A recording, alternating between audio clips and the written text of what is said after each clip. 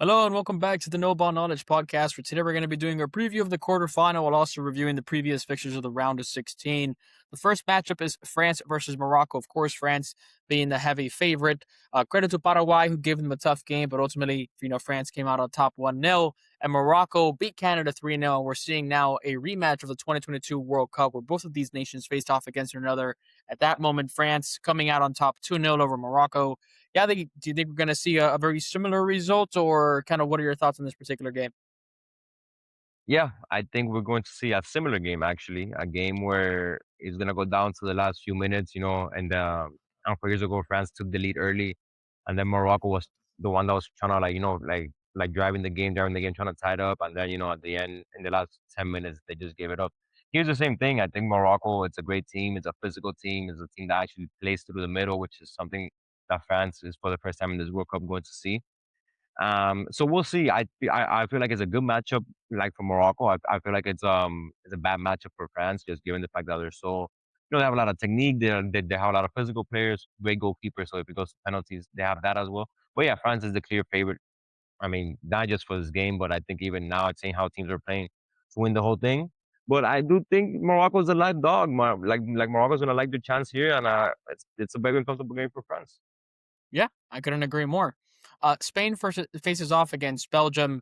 Belgium, an absolute thumping of the United States of America, beating them 4-1. Now, yeah, you and I both had the USA potentially doing something against Belgium. We talked about how this was going to be the biggest game in their history. It was an opportunity to finally do something and make the most out of what is supposedly this golden generation, at home World Cup, soccer capital of the country in Seattle, Mauricio Pochettino. But the reality is that they absolutely crapped the bed. I mean, from minute one, these guys were nervous. They were misplacing passes. The touches were heavy. I think the USA, you know, did not show their quality at all. But if you were to compare this particular generation of players with those of 2010 and 2014, who definitely had much better World Cups than they produced over the last two, you said in our last video that nobody from those teams of the past would have started in this, U.S. men's national team today. But if there's one thing that those players had that these guys didn't, is the mentality and the heart. And sometimes in knockout football, you need that more than you need the actual talent. Yeah, I couldn't agree more. I feel when it comes to like the players themselves, like the talent, like you said, those guys, none of them even get to this 11. But it, crazy enough, I feel like if that team was the one playing on that game against Belgium, they probably win Yep. because that team would have not gotten scared. That team actually went up against big nations, and even though sometimes they didn't get the results that they wanted, they showed that fight, they showed that pride, that grit, and that's something. Let's be honest. I feel like for us as fans of this team and wanting this team to go far, obviously because we live here, because we're Americans. The most disappointing thing is to feel like the game was too big for them. That's the Yep. most disappointing thing because if you go out there and you lose, and it is what it is. A team, it's football. Anybody could beat anybody. Like the team, like the opponents, like could be better than you. But when you feel like the game just got too big for you, that's just such a letdown. The goals that they gave in, especially that third goal, it's kind of a joke, and it just feels like the game like got too big for them, and that's something that sadly I feel like around the world teams are not going to respect us as much as they should, because the moment that we had that chance to sort of prove the world, hey, we're here, we're gonna like knock out a big European nation. We couldn't do it, and the game was just too big for us. It wasn't even about talent, if I'm being honest with you. Nope, no, they absolutely crapped the bed, and embarrassing for U.S. soccer and the future and the growth of this sport as a whole. So very very disappointing to see. Something that many people were also very disappointed seeing was Ronaldo's lackluster performance in this particular game, where Portugal fell 1-0 to Spain. Now, Spain, I think, by far was a much better team, had a lot more control over the ball, created some chances, and frankly, Oyarzabal just didn't have his shooting boots on today. But it was the man Mikel Merino who eventually sealed it, in stoppage time, getting the win over Portugal, and that is Ronaldo's career at the World Cup. Now, shortly after the game, he came on and he said that, speaking in the third person, of course, that before Ronaldo, there was no titles for Portugal. And then after Ronaldo, they have three titles. Of course, he's counting the Mickey Mouse UEFA Nations League and the Euros that he didn't even play in the final. But, you know, Ronaldo slander aside, I don't even blame him. I blame Roberto Martinez. This was a Portuguese team that could have very easily beaten Spain because let's be real, Spain has been poor this World Cup.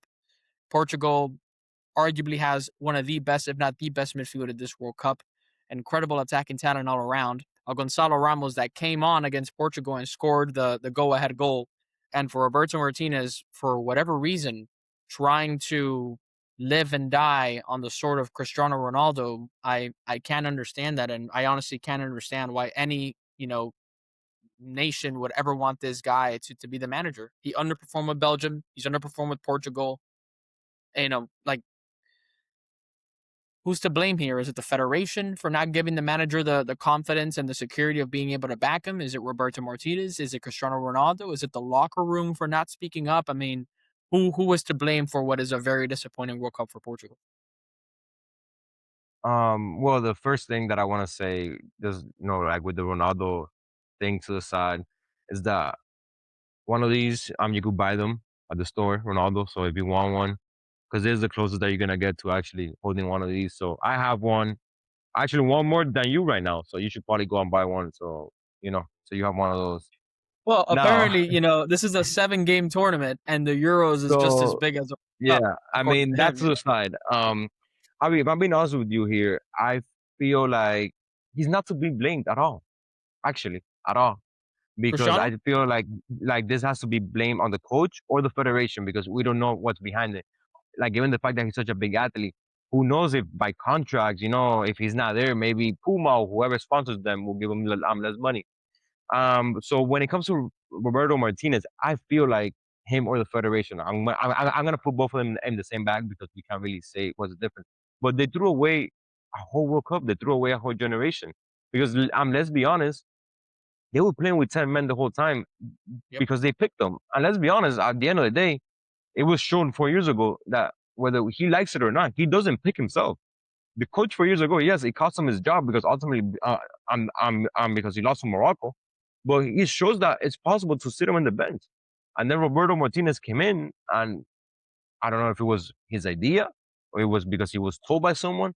He played him like pretty much every minute of every game. And it's kind of, he has to take the blame. The federation has to take the blame because you literally went out there and you played with 10 men the whole World Cup. 10 men. I don't think people realize how crazy that is.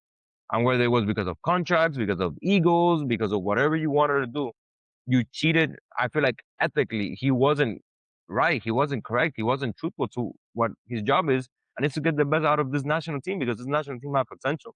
Like you said, make it to the final and maybe even win it. And instead, he kind of shot himself in the leg by going out there and putting a 41-year-old and playing with 10 men the whole tournament. It's sad, honestly. I feel bad in a way for a lot of the younger players who probably fancy themselves to, hey, go out there and have a good World Cup. Forget maybe winning it, but making a semifinal, making a deep run, and instead, they pretty much limit like themselves. I feel like And they go, yeah, lost it like most of the World Cup themselves. going out with a whimper. Going out with a whimper. Very unfortunate. But of course, Spain should be the very clear favorite against Belgium. We expect them to go through. Norway faces off against England. I mean, and these two particular teams, had phenomenal round of 16s, an absolutely historic match for both of them. We're actually going to do a preview of the Norway England game because there's so much to talk about, particularly England's win at the Azteca, Norway's win over Brazil. We've done reviews of the Norway versus Brazil game, but we want to do a further analysis because this is probably the best and most exciting game of the quarterfinal, where I don't really think there's a clear favorite. Of course, England edging it, but Yali, Norway, fantastic win over Brazil, which we kind of predicted Brazil was going to go out more or less around this particular stage. And England, we talked about, the game against the Azteca was probably going to be the most difficult game that they were going to face in this World Cup. And despite going a man down, they found a way through. And so much credit for this England team who often has this reputation of falling short, being bottle drops, not having the grit to get over the line. And I think that game against Mexico was their first opportunity to actually change that narrative. Obviously, bigger and more important games coming up, but I think a very important trial for them to overcome and actually, see it through. So fantastic for them. And Argentina plays against Switzerland. Switzerland, who just beat Colombia on penalties. Disappointing World Cup for Colombia. Just did not bring their shooting boots and didn't really have a clear goal scorer up top. I think they were heavily relying on Luis Diaz in that regard. And in Argentina, who with a come from behind win Struggled against Cape Verde, struggled against Egypt, but how much can they continue to ride their luck, Yali? I mean, on one side of the coin, you could say this is a team that is showing fight. This is a team that is winning even when things aren't going their way, and that's what champions are made of. But on the other side, you can say this is a team that has wobbled not once and not but twice now, and all you need is just that final knockout punch. And Switzerland can do it, or England can do it, or Norway can do it in the next round. These guys actually aren't looking like champions. And I want to leave it up to you to kind of give me that particular analysis of where this Argentina stands right now, who for many people are the second favorites right behind France to win this World Cup. I mean, if I'm being honest with you, Javi, they are riding that luck to the max now, even when it comes to the opponents that they're facing, honestly. I mean, this team looks bad. This team looks terrible. And it's gotten to the point for me as a fan where I've kind of accepted the fact that if they're even going to have a chance to go further in this tournament, it's going to be just with grit, with passion, because I haven't seen any signs that tells me, okay, this is something that could improve the game itself. Like they're playing so many players out of form. Um, I feel like the manager is getting it absolutely wrong with the 11. Like you said, it does feel like they are a team that are waiting to get just knocked out at this moment. However, I think they got extremely lucky. I'm getting Switzerland instead of Colombia. I feel like the Colombia matchup would have absolutely destroyed them because Colombia plays them so hard and so well. I think Switzerland is kind of a little more setback for them. But like, yeah, I completely agree with you. I think that if they go playing in this form against England, they're gonna probably not survive that. I feel like it gets to a point. I feel like we've been seeing like we've been watching football for so long that we both know that it just doesn't make sense to win a tournament playing this bad. At No, some point, you're gonna have to perform. Like your football is gonna have to perform for you. At some point, you're gonna have to take the game, and control the game. And even if the result at the end of the 90 minutes, because like we saw in Qatar a few years ago, they went to a bunch of games to extra time, but it felt like they were the ones controlling all the time. Everything was under control for them. Here, it feels completely like the opposite. They're not solid on defense. Even their offense doesn't look good. It doesn't look fluid. It looks like they're just passes side to side, depending on a 39-year-old Messi, which, by the way, he saved them today, but his first 75 minutes of the game were an absolute joke. terrible. He looked awful. So that's just where I stand with that. Honestly, I've gotten to a point with this team where I don't really see them improving their game. It just gotten to a point where it's just like surviving at this point for them. Mm, yeah. And hopefully, Switzerland is the kind of game that where they can show a level of professionalism in both their performance, their result, and Scaloni needs to find a way to mix things up because they're not looking good, like you said, especially on the ball. They seem to be minimizing the chances, and they cannot be relying on a 39-year-old Messi to be the one to get him over the line. So to recap, we have France, Spain, Argentina, and I think we have to give the slight edge to England, although we will do a bigger preview, individual preview of that particular matchup to go through in the next round. But if there's one thing that we've learned about this World Cup so far is that we're seeing shock and surprising results left, right, and center. So probably an opportunity to see at least one more shocking upset in this particular quarterfinal. I'm expecting at least one. I just don't know where it's going to come. But thank you guys for watching. We're going to do Norway England preview coming up shortly after, which will release later in the week as we lead up to that particular England Norway game. Let us know your thoughts so far. What do you think of the World Cup? How do you feel about the refereeing? How do you feel about VAR? That's been very controversial. How do you feel about Ronaldo's last World Cup? What is his legacy, not just now with the national team, but his legacy in football as a whole? Because this was pretty much, his last dance. How has Messi been showing himself? If he were to go out in the next round, what is his lasting legacy going to be? And of course, when you have the likes of Erling Haaland, Kylian Mbappe, and Harry Kane having phenomenal World Cups, is football going to be in good hands for years to come? We'd love to know your thoughts. We'd love to know what your predictions are for the next game. Please let us know. We'll catch you on the next one. Thanks.